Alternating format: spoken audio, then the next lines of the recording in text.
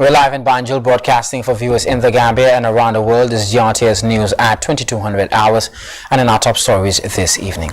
His Excellency President Adama Barrow sets up a commission of inquiry into Acute deaths as child mortalities from acute kidney injury climb to 70.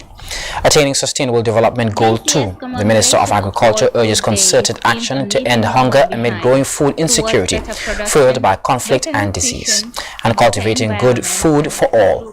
International Rural Women's Day brings attention to the essential roles of women in food production and sustainable rural development. In the internationals, a lack of ammunition hits Russian battalions as freshly mobilized civilians arrive on the front lines to fight in Ukraine. Anti-government protests in Iran sparked by the death of 22-year-old Gina Mahsa Amini in police custody after a fifth week with no sign of abating. Well, that's the top of the news and much more coming ahead. Many thanks for joining us.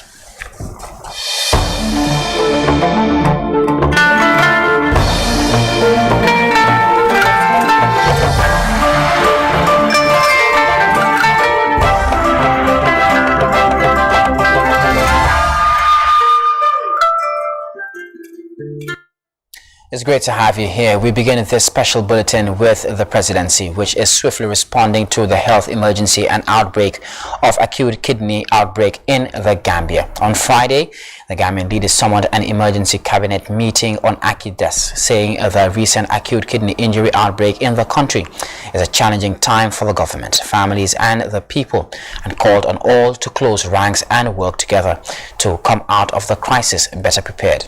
President Barrow made the call during an emergency cabinet meeting he summoned on Thursday, October 13th, for an update on the 66+ acute deaths associated with contaminated Indian-made syrups imported into the Gambia in June this year. According to updates as of 13th October 2022, the number of acute deaths related cases has risen to 70, and all may be linked to the use of the contaminated drugs. The president was emphatic that his government is determined to unearth the details of the case, as the children died in unusual circumstances. Accordingly, as a directive was issued to the open criminal investigation, the ongoing police investigations have established the importer, license, and quantity of drugs imported in June 2022.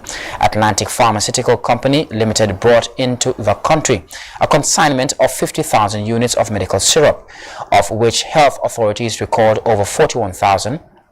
However, over 8,000 units are still unaccounted for. The probe established that the Medicine Control Agency, MCA, was established by the Medicines and Related Products Act 2014 at the time it started product registration in 2017. There were thousands of unregistered products in the country. This was due to a lack of testing facilities in the Gambia and the exorbitant cost involved in outsourcing this testing. However, Cabinet was informed that the World Bank has agreed to establish a medicines and drug testing facility in the Gambia. Furthermore, there is an ongoing international medical investigation in collaboration with the World Health Organization and the Center for Disease Control of the United States of America and Africa, looking into the medical causes of acute deaths among children in the Gambia and related medical matters. Having received an in-depth briefing on the acute death cases, Cabinet concluded by setting up a broad-based commission of inquiry, whose terms of reference and composition will be gazetted shortly. Let's now get to the acute death outbreak with Nuha Fofana, who earlier joined us in our studios for an update on the implementation of the paracetamol and cough syrup recall. Let's take a listen. A few days ago, we actually concluded the recall exercise in Western 1 region, Western 2 region, and of course URR, because we realized that those are the three hardest hit regions as far as these ACI cases are concerned. So those are the three regions we started at. So at the end of the exercise, we actually recalled more than 13,000 paracetamol syrups and almost 3,000 bottles of promethazine, and of course more than 6,000 bottles of various types of cough syrups. And we are planning on extending this particular exercise to the remaining 4 health regions, which will likely commence next week. But how about the 8,000 units still missing? How far with that? Yes. So due to certain constraints here and there, we could not do the exercise throughout the whole country at once. That is why we decided to begin, of course, at the 3 hardest hit areas in the country. And like I said earlier, hopefully this week, teams or Red Cross volunteers will of course be moving from house to house to make sure they recalled, these remaining syrups that are still with families across the country. So gradually, it's a work in progress. Everything cannot be done maybe within a single day or so. So we of course know the consequences of families still having this, but we are doing everything within our capability to make sure the remaining bottles or syrups that are still with households or families are all recalled soonest. Well, interesting. We know that there's quite a number of children in critical condition after taking the syrup. What symptoms are they showing, and are you able to retrace contacts that link them to cough syrup and that are actually given to them? Yeah, so actually, like I said earlier, AKI, acute kidney injury, the most predominant signs or symptoms. First is oliguria, which is reduction in the quantity of urine output within children. Of course, later on, it can lead to anuria, which is total shutdown of the kidney, meaning the kidney will no longer be able to produce urine. But from our observations, we realized that usually before children actually developed these 2 cardinal signs, first they may have scenarios of vomiting, diarrhea, and of course sometimes coughs. So those are the symptoms which these children usually manifest. Okay, now tell us the current range of the health emergency and potential for more deaths. Actually, like I said earlier, this is work in progress. We are not expecting to arrest, whatever is happening within maybe a day or 2. So all the different stakeholders, as far as this particular outbreak is concerned, are doing everything. We are running 24. We are working 24 hours around the clock to make sure we don't have any new case of AKI across the country, and our case management team, which are located at Edward Francis Small Teaching Hospital, of course with support from other national medical doctors, have also arrived in the country, and they are working with these people to make sure this outbreak that we are currently experiencing becomes a thing of the past in the shortest possible time. Yeah. Now, Mr. Fofana, you mentioned earlier that you gave us an update on the 8,000 missing units, but are parents complying with regards to being able to recall the 8,000 units that is missing? Yeah. So personally, I was at the Upper River region during the drug recall exercise, and from my interaction with various household members or with the Red Cross volunteers, actually there was no case of refusals at that end. So so far so good. Families are cooperating, caregivers are cooperating. We have little or no hitches as far as cooperation of households and caregivers is concerned. Okay, now what advice will you give to parents who actually generally administer the paracetamol and cough syrups to sick children? Are they other alternative medicines that we can use for ailing children suffering from other conditions? So actually in the Gambia, it's a common practice. People normally bypass health facilities and just go direct to pharmacies to seek for medical attention. So we are actually discouraging people to stop that trend. Your first point of call whenever you are sick should be the health facility. We have nurses or doctors across the length and breadth of the country who will be able to amicably advise whatever kind of patient we have. So our advice will be anyone who falls sick, especially to the caregivers, if you realize or detect any of the symptoms or signs and symptoms which we highlighted, please rush the child to the nearest health facility because ongoing trainings are ongoing to better the case management of AKI across the country. So at the moment, doctors are more equipped, knowledge-wise and resources-wise, to make sure cases of AKI are being properly managed. Well, that's health and disease expert Noha Fofana giving us all the latest update on the Acute outbreak linked to contaminated India-made cough syrups. And out of this, there will be a mass breast cancer awareness screening exercise at the National Trade Fair grounds around Bruceby Turntable on Sunday, 16th October 2022. The public is invited to volunteer and screen on the event, to be presided over by Her Excellency the First Lady of the Gambia, Madam Fatoumata Barrow. The release concludes. Now, as the world prepares to commemorate World Food Day tomorrow, Sunday, October 16th, populations across the globe are facing soaring hunger and food prices exacerbated by conflict and disease. This comes amid a raft of crises starving millions of vulnerable people around the world, alongside increased malnutrition as food systems face the ravages of climate change, affecting local and small-scale agriculture, which are seen as long-term and sustainable solutions against food insecurity. Global food production is currently affected by three major factors, specifically the climate emergency, impact of COVID-19, and new conflicts such as Russian invasion of Ukraine, which has contributed to a major upheaval in global food and energy markets, with soaring food and fuel prices putting millions at risk of hunger across the world. Our Hawanjai takes a close look at the crisis. This year's commemoration of World Food Day is themed on leaving no one behind, towards better production, better nutrition, a better environment, and a better life. The Minister of Agriculture and the Director of the United Nations Food and Agriculture Organization issued statements urging actions to end hunger and attain food security, noting that COVID-19 immensely impacted efforts to achieve food sustainability goals. Dr. Demba Sabali, the Minister for Agriculture, emphasized the importance of celebrating World Food Day for those involved in agricultural practices. The day highlights the importance of food security and the need to end hunger around the world. In addition to raising awareness about hunger, World Food Day also seeks to promote sustainable agricultural practices and highlight the importance of ensuring access to nutritious food. It is an important day to reflect on the progress made in combating hunger and malnutrition and the challenges that remain.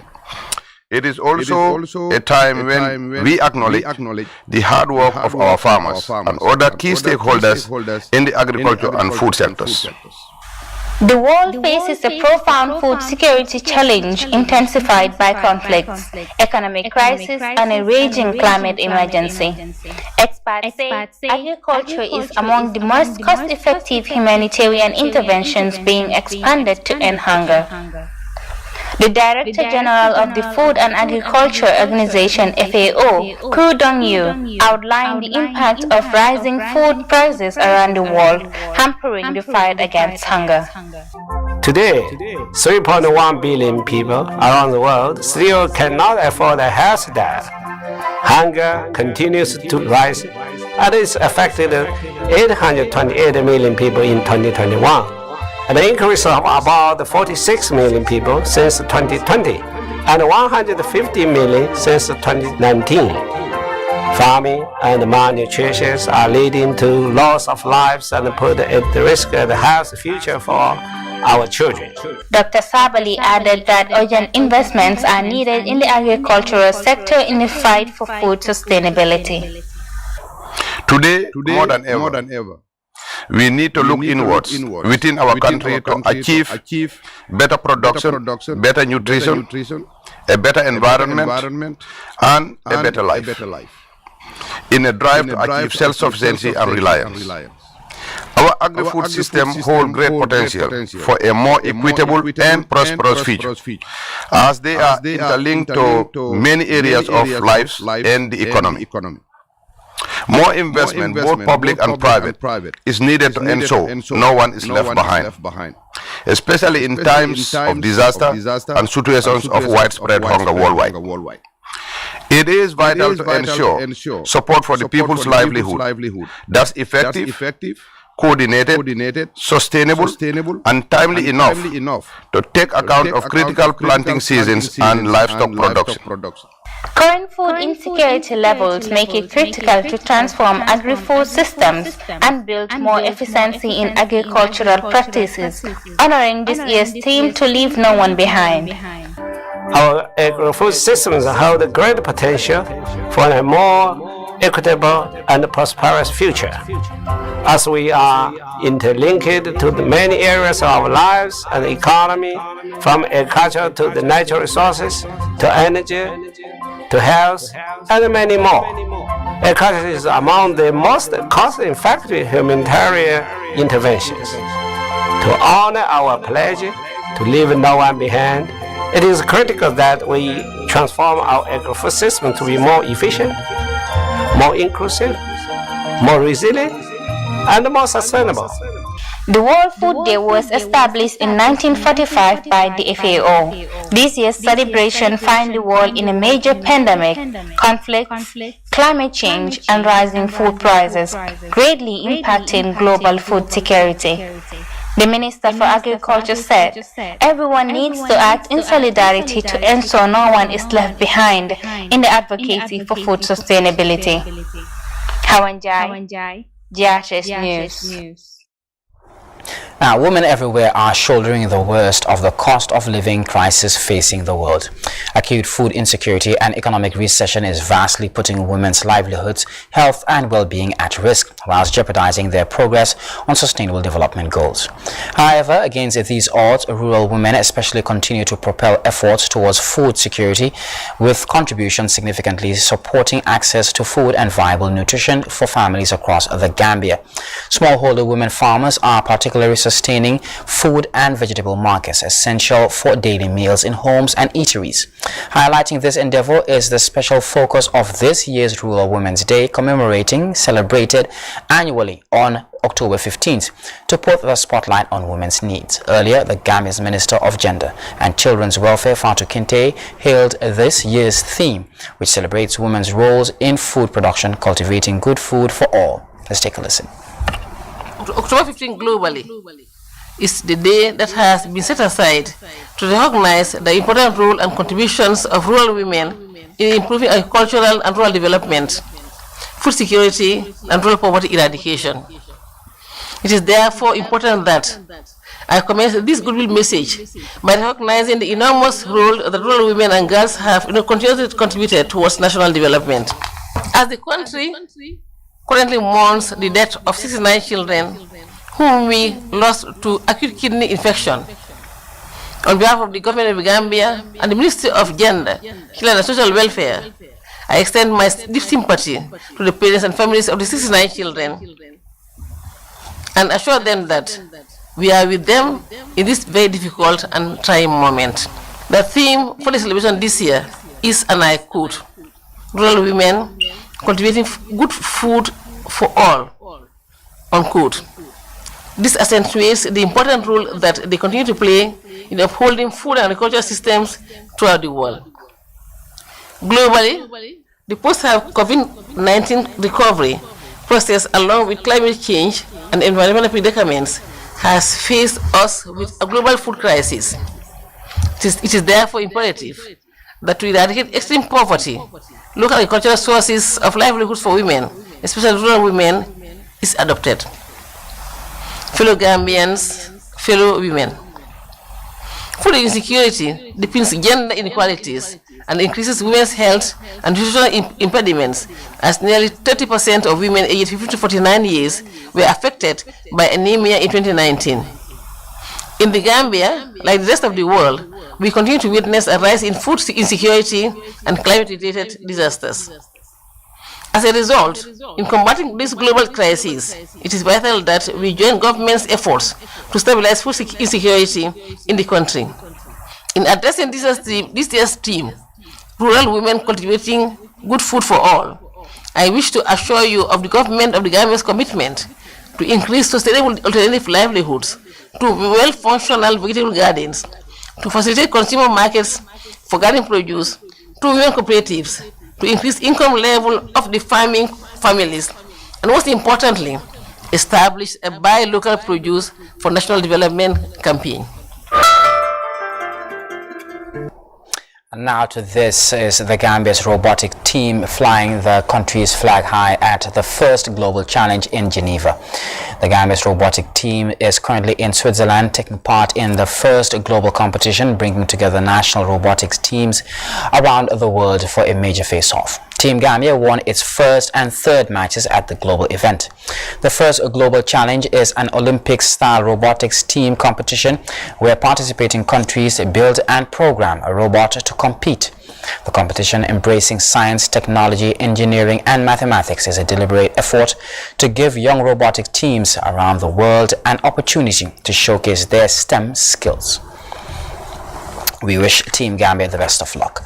And now, the Food Safety and Quality Authority, in collaboration with the United Nations Food and Agricultural Organization, is advancing a strategic course to strengthen food safety in the Gambia.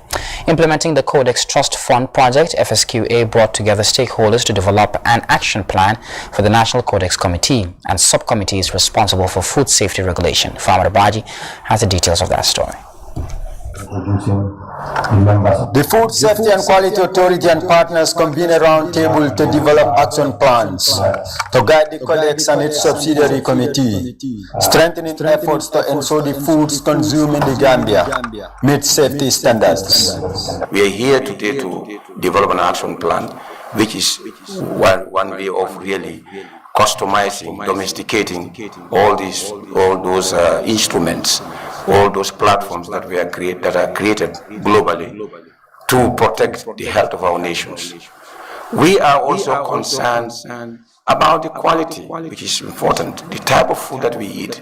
We are striving to become the coordinator in 2024. We are starting the preparation now, and I want to also that featured in the action plan, so that in 2024 Gambia assumes the CC Africa coordination, which I have started discussions, and we will intensify it in 2023.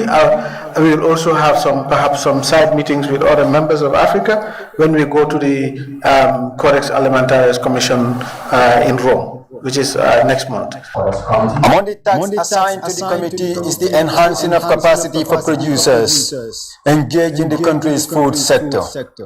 As a committee, therefore, we need to come up with activities and action plans that will help us raise awareness, that will help us ensuring that every stakeholder has its capacity built in its area to work toward ensuring that we have a safer food that is consumed, imported, distributed, or retailed in our beloved Gambia. I've seen a few representing some businesses, but also the actual business people that are doing hands-on, facing the realities of the day-to-day of business as involved in food safety activities. I think it's pertinent that we also try and enlarge a little bit and invite them and let them make some significant input in what we are doing. It's good we have WHO amongst us, but I think we need to have also some important observers. Observers that tend to have an independent position on our discussions, on our decisions, that they have no stake in what we are doing, and I think that will give credit to whatever we are trying to do. Contaminated foods have been a major challenge, especially for developing countries, with experts and infrastructure concerns affecting key players involved in food production.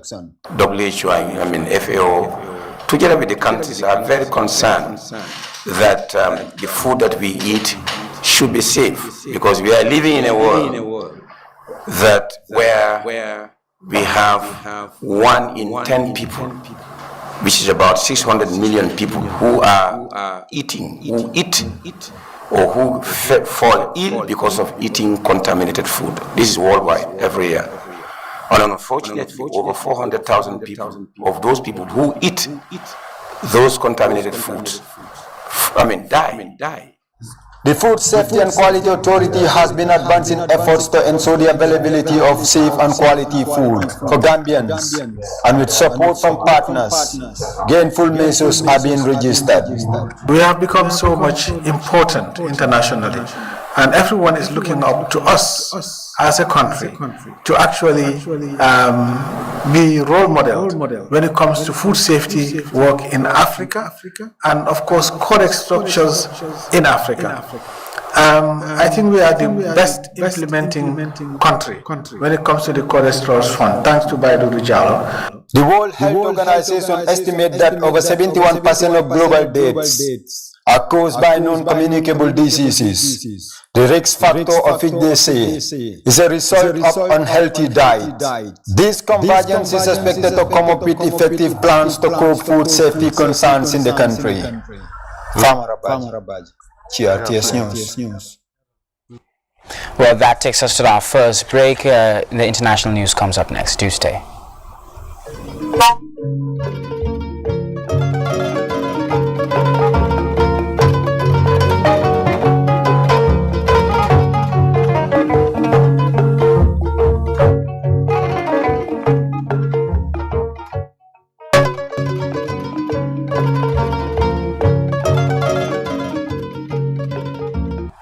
Well, that does it for this news bulletin, but here's a quick recap of our top stories before we take leave of you. His Excellency President Adama Barrow has set up a commission of inquiry to investigate the Acute deaths as child mortalities climb from acute kidney injury climb to 70%. Attaining Sustainable Development Goal 2, the Minister of Agriculture has urged concerted urgent action to end hunger amid growing food insecurity fueled by conflict and disease. And cultivating good food and for all. International Rural Women's Day is shining light on the essential role of women in food production and sustainable rural development. A lack of ammunition is affecting Russia's battalions as freshly mobilized civilians arrived in the front lines to fight in Ukraine. Plus, anti-government protests in Iran sparked by the death of 22-year-old Gina Masha Amini in police custody have entered a fifth week with no sign of abating. Well, that does it for this edition of GRTS News. Many thanks for watching. Please enjoy the rest of our programs.